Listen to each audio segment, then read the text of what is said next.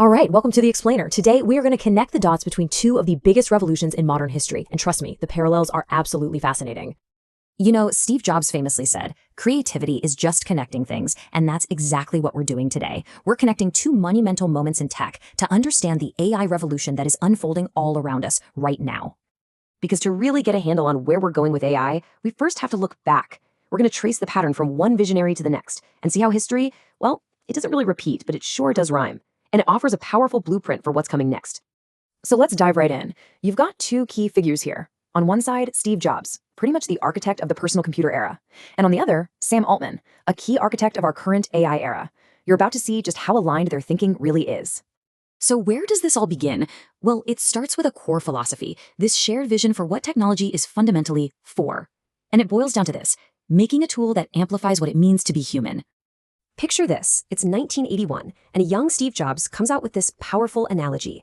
He wasn't just talking about building a box with circuits and a screen. No, he saw it as building a vehicle for our minds, a bicycle for the mind. And you have to understand, this wasn't just some slick marketing slogan. It shaped everything about Apple's approach. The whole point was to let the machine handle the boring, tedious stuff, freeing up our brains to do what we do best, create, dream, and solve big problems. Okay, now fast forward 4 decades. This is where it gets really interesting, because that exact same idea has roared back to life with incredible force today. And this is where that echo becomes a roar. You hear Sam Altman and other AI leaders using almost the exact same language.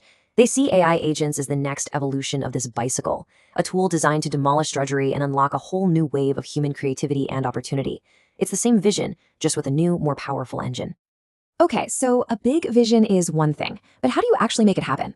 Well, that brings us to our next parallel, the creation of entirely new platforms that literally reshape the world.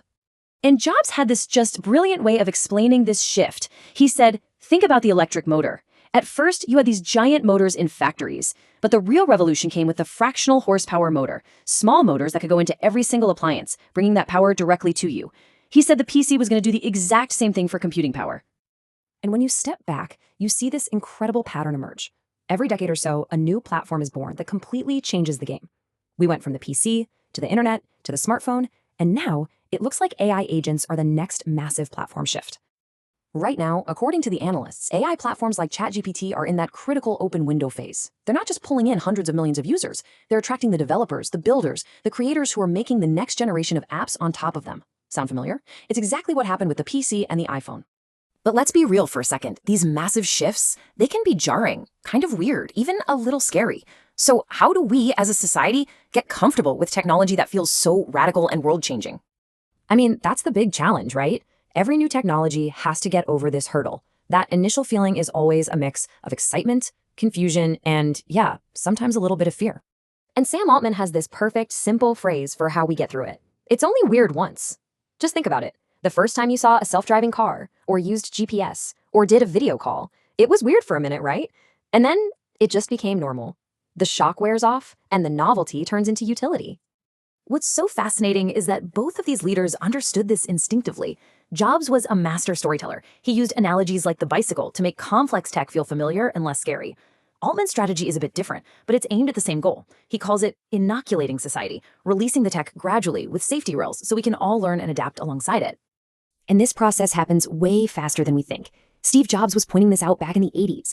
The Xerox machine completely transformed office work in less than 20 years.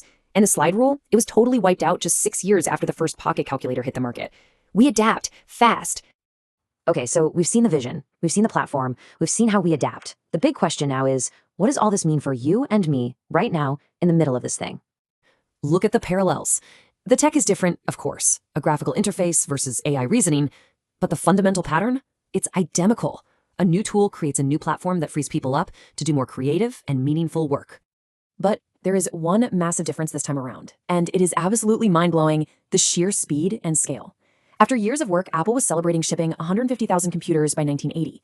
ChatGPT, it's on a path to hit 800 million weekly active users. The acceleration is it's breathtaking. So here's the ultimate takeaway. These moments, these big inflection points, they aren't just about the technology itself. They're about the new canvas they give us. They open up this huge blank space for new ideas, new businesses, and new kinds of creativity that were literally impossible the day before. Which brings us to the final and maybe the most important question. We are living through another one of these pivotal moments. Jobs gave us a bicycle for the mind. Altman is offering us an intelligent agent. The tool is here. The only question left is, what are you going to build with it?